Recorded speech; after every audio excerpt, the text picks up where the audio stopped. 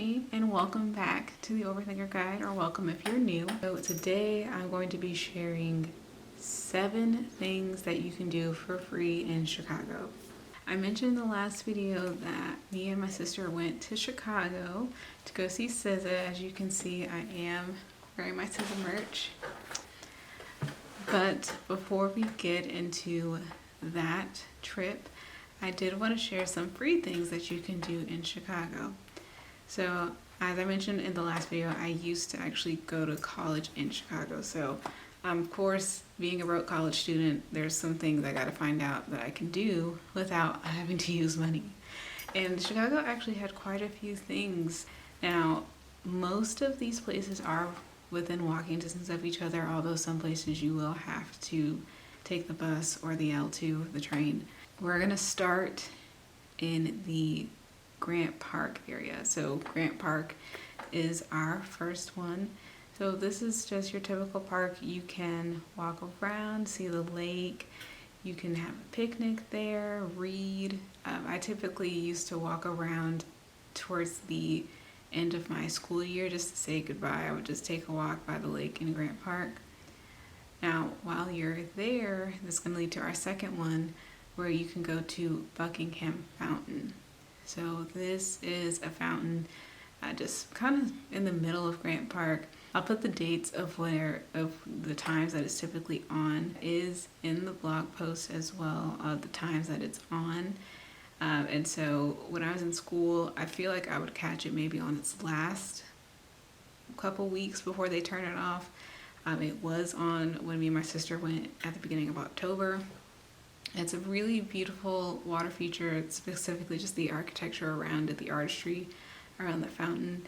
I would suggest, if you can, to go at night. I just think it's there with the lights, it's even cooler. I didn't get a chance to capture it at night when I went most recently, but that's something I would suggest doing.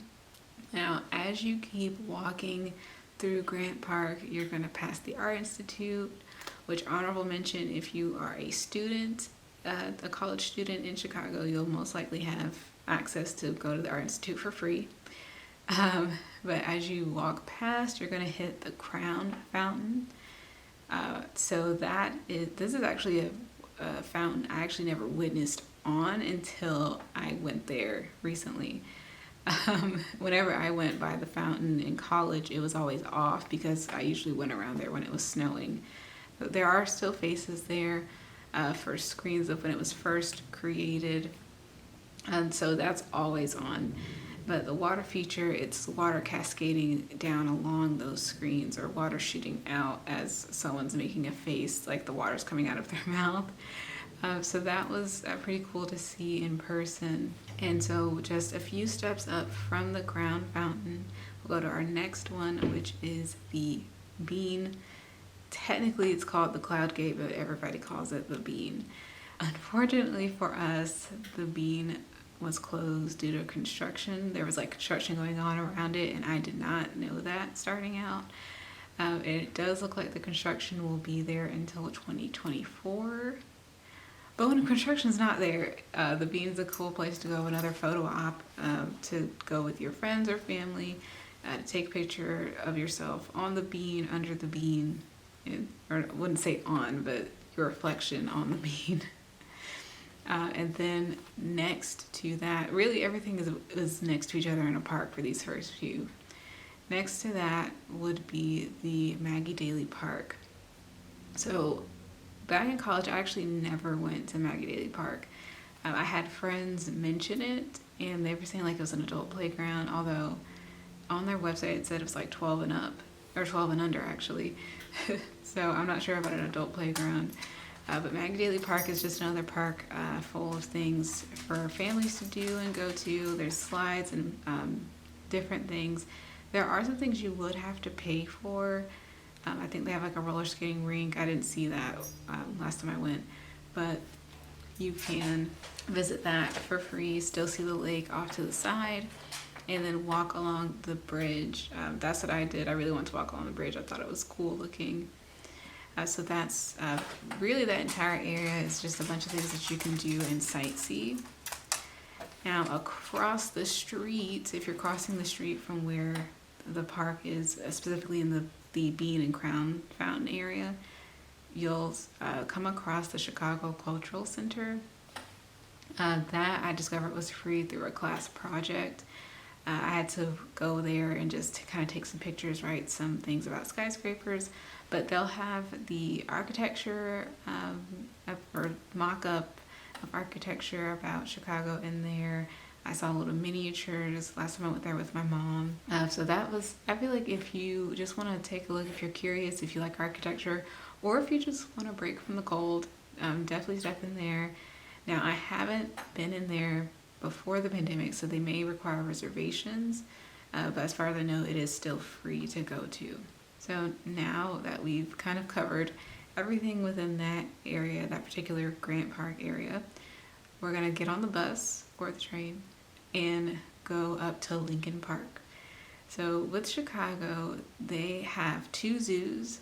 One of the zoos is the Lincoln Park Zoo, and that one is free, to my surprise.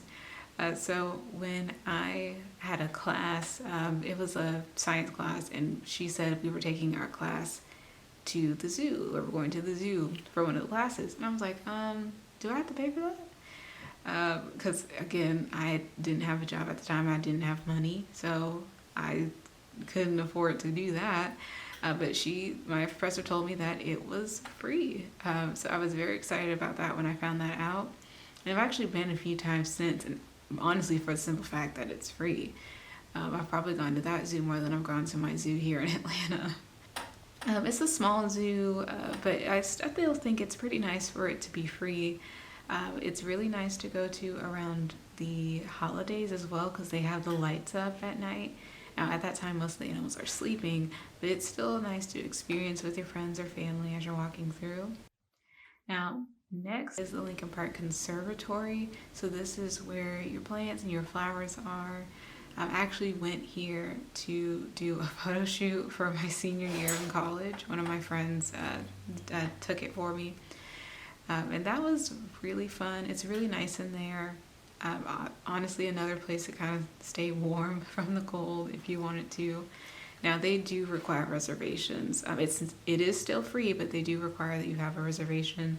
I think you can still walk in, but they'll probably make you sign in or something like that, just to keep track of the crowd. So those are free things to do. We didn't get a chance to go to Lincoln Park or the Lincoln Park Conservatory during the trip, just because we were too tired. And it wasn't close by. We wanted a time to rest. But I definitely would suggest making some time for that if you like animals and or plants. Now we're going to get back on the bus or train, and this is actually an honorable mention because technically once you get there, nothing is free. But I would suggest going to Chinatown. That was always something me and my roommates would do. We would go to Chinatown to either eat or to go to the K-pop store, or just to kind of look around. So actually, I think Chinatown was one of the very first places I went to, like my first week of college in Chicago. I took a Tai Chi class, and I went to dim sum with my professor for the first time from Tai Chi. And a couple of my friends, we always try to get dim sum together.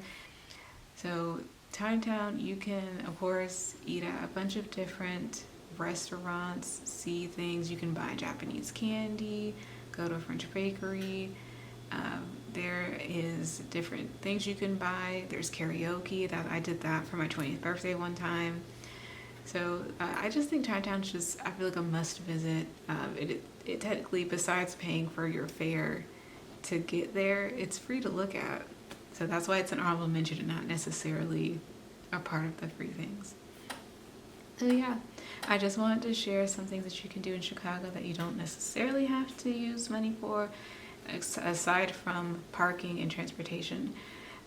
So next week, I am going to get into day 1 of the Chicago trip. So look out for that. If you'd like to read about these options, so you have the addresses and all of that, check out this in my blog at overthinkerguide.com. I'll leave a link to the blog post in the description below. So if there are any Chicago natives that want to share any other free items that you can do, please let us know in the comments.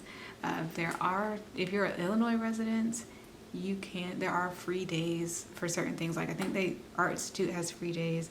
Field Museum, Shedd Aquarium, and Adler Planetarium, those are all on the museum campus. They have free days as well for Illinois residents. So if you are an Illinois resident, definitely take advantage of those. I'm sure if you're an Illinois resident, you already know. Yes, please like, share, comment, subscribe, and I will see you in the next one, Overthinkers.